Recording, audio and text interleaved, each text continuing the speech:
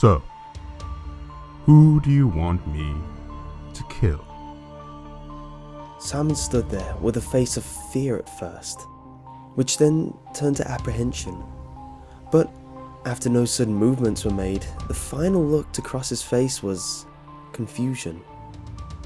A man stood in the corner of the room, wearing a fine suit coloured in the darkest of blacks. The blood-red colour of his tie burst from the charcoal shirt underneath. "Who are you?" Simon said, trying to sound authoritative. Me? Well, many names have been associated with me.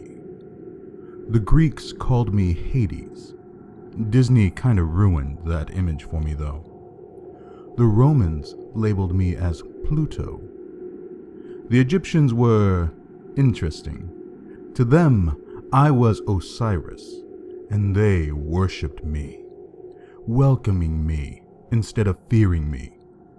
They were smart ones. Satan, Beelzebub, the devil. There are many names, but you can call me by a more casual name. Lucifer. Satan, the devil, Lucifer? But you don't have pointy horns or red skin.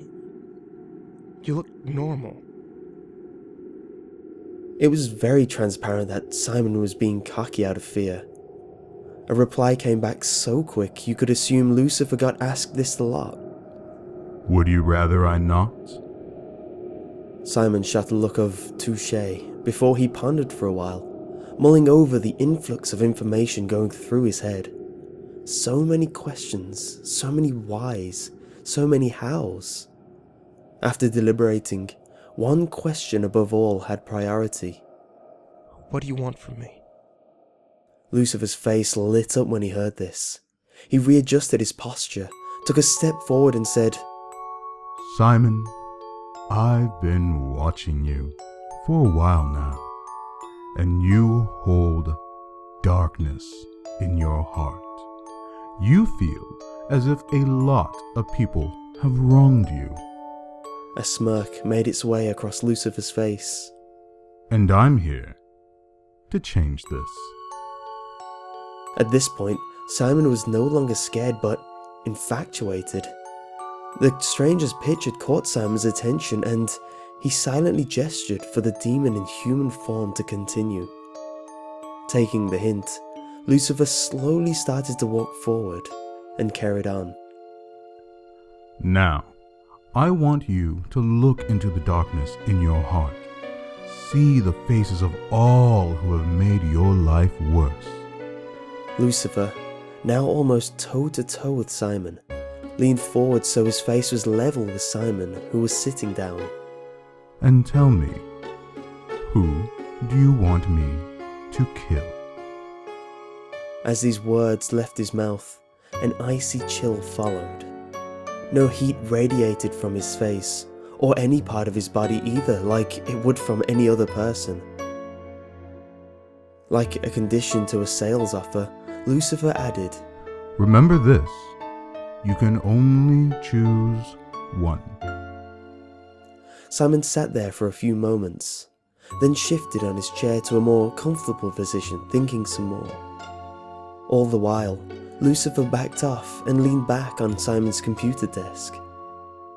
After a while of silence and eye contact, tension started to form in the air.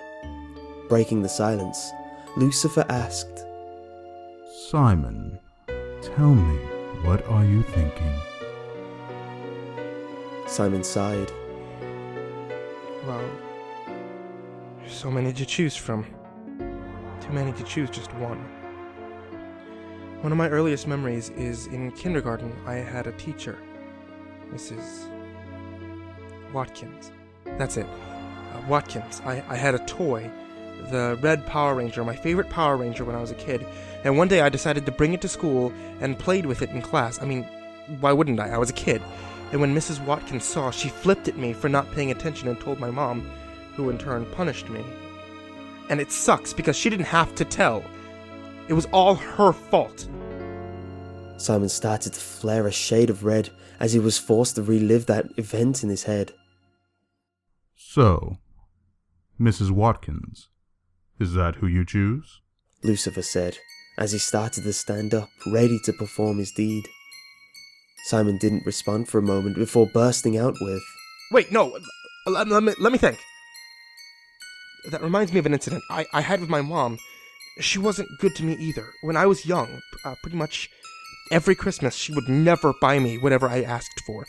I wanted a PlayStation 1 when the first came out, which I never got. The next year, I wanted the Nintendo 64, and I never got that either. I ended up saving up my lunch money for months to save up for one. And when I finally had enough, I brought it home as the happiest child in the world. Only to come home to my mom, shouting at me about how we could have used the money for something more practical. I mean, we were quite poor back then, her being a single parent bringing me up alone, but she would not let me be happy. Simon didn't realize that he was getting so flustered during the story that he started to tense up. After he finished, his body relaxed and he slumped back down into his chair. So, your mother? Lucifer said, again getting ready, and once again interrupted by an outburst by Simon. Hang on. A pause followed as Simon looked down, then up while contemplating. Sorry, but now thinking back, I remember another person. Lucifer pursed his lips with patience as he took his comfortable position back on the desk. In middle school, I started dating a girl, Danielle. She was one of the hottest girls in our year, so I was ecstatic when she said yes. We went out for a scheduled date. We were young, and I fancied my chances. It was on everyone's mind at that age, so I was surprised when she didn't follow suit. Not only did she freak out and run, but she told everyone at school the day after. I mean, to be fair, I was being quite, well, let's say forceful. But what she did ended up making the rest of school life very hard. A lot of people hated me. I lost a lot of friends. If she died, she would get what she deserves. So, Danielle, is that your final choice? This time, Lucifer waited, as he now knew Simon's mind was not easily made up.